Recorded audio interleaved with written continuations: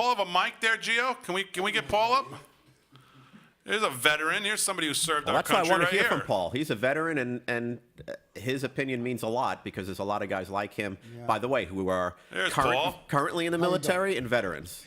Well, I'm a combat veteran. Yeah, you were there. Vietnam. So what's your thoughts on a day like today? This is incredible. I feel like I'm 14 years old when I saw Kennedy. Yeah. And he said, "What can you do for your country?" Yeah. And I stood there and I said, wow, I was only 14. My next thing was I wanted to join the Army. Wow. That man made me go into it. Wow. Because I felt that we needed to do something for our country, the people. You felt like such a patriot. And this is what I see here. Yeah. It's amazing. The people want something done, but they want to do it. They don't want somebody else to do it. And that's what has happened. Everybody's kicking the can down the road. Oh, we'll let somebody else do it. No, it's time for everybody to pick up their pants and help each other and do something. That's the way I live my life. Right, right. So you served this country, Paul, and I noticed on your social media you stay in very close contact with a lot of your brothers in arms. Yes, my unit lost close to 1,750 soldiers in a 5 years time. In '67, I was in one battle where we lost 196 guys, and we had 500 wounded. I'm one of the wounded. So, it's very close-knit when you are in that type of situation. Vietnam was a weird type of war. A lot of guys talked about air-conditioned tents and stuff like that. I landed in Benoit Air Base, that's in Saigon.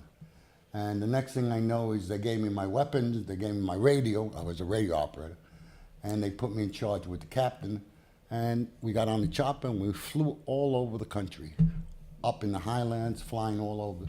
And just, I thought it was the most beautiful country in the world. It is a beautiful place. 18 years old, yeah. I'm looking down from a chopper, but then when you're landing and you know it's a hot LZ, that usually a hot LZ means that the B-52s that come in level the place.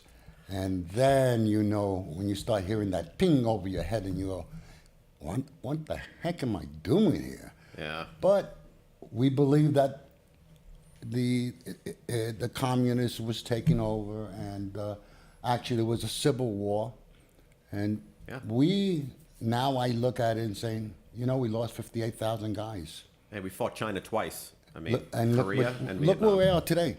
So you obviously, you like you said, young when Kennedy in '63, and you go through Nixon and you go through Carter and all these presidents, and Reagan, of course, in the '80s, and then to Clinton and to Bush and the other Bush, and then of course Obama. So when you talk to your friends who served, who are older now, what do they think about what's happened in the last? I don't want to just make it all about Obama, but I mean, he's 8 years. It's a long time. Well, let's go back to the Clintons. And that's we started losing hope in this country around the Clinton time. I thought Clinton was going to be a pretty good president. I actually believed that Obama would be a nice president, even though I didn't vote for him. Right. Because he was running against John McCain. And John McCain is Sure. my hero. I understand. So, and I said, you know, maybe this country needs this. And I actually believe that he would do something. And people ask me, I don't get involved in political because it gets nasty sometimes. People just haven't been in my shoes. And I go, are you better off today than you were 8 years ago? And I'll be honest with you, I'm not. Right. I've been in a lot of financial difficulties, and I had a business that crashed and burned because the rules and regulations changed. Banking killed me, the bankers and everybody else. They got a bailout. Everybody got a bailout but me. Wow. And then I'm still fighting for 100% disabled veteran because I have Agent Orange. I have cancer. Yeah. And they won't give it me. So I have to take them to court and go through the bull like everybody, like they say. And my son had liver cancer when he was 7. Where did this come from? Right, Agent Orange. Nobody knows, yeah. and still don't know. So am I bitter absolutely. So when you look at this new president now coming in, and you look at the VA, something he has made a cornerstone of his campaign and campaigning, he's talked about it, and he's now appointed. I can't remember who he's appointed. I've never heard of him before. Some people thought he was going to appoint Mitt Romney, and he didn't, and he appointed David Schulke, I think it was, or whoever. He's a businessman, I think. What is your hope for the VA, but I guess in general, the military, and what do you hope to see in the next 4 or 8 years? Well, the first thing we have to do is we have to change the mentality of the VA. I do use the VA hospital. I go once in a blue moon. I got plenty of good insurance, so I go to civilian hospitals. But I go every so often to see my veteran friends there, who some of them are in nursing homes and stuff like that, and they're being treated a little bit better in the last 2 years than before that. I also remember back when I came back from Vietnam, going to the VA, and I had to help clean the bottom of other soldiers that nobody was taking care of them. So it's a big situation. The attitude is they need military people who feel for their brothers. Civilians don't understand. Yeah. It's okay to hold another soldier. It's, unless you've been in those shoes, so they do like a patient relationship. These guys, they're not looking for a pity. They're just looking for help. Yeah, sure. And some of them are getting Northport. Northport. It's a great hospital. I've been there. I sneak in every so often. It's one of the better ones, for sure. One of the better ones, yeah. And they try. And I see the doctors are overloaded. My heart doctor, who's a civilian, he's also a colonel in the Army, and he is volunteering to do surgery in that hospital.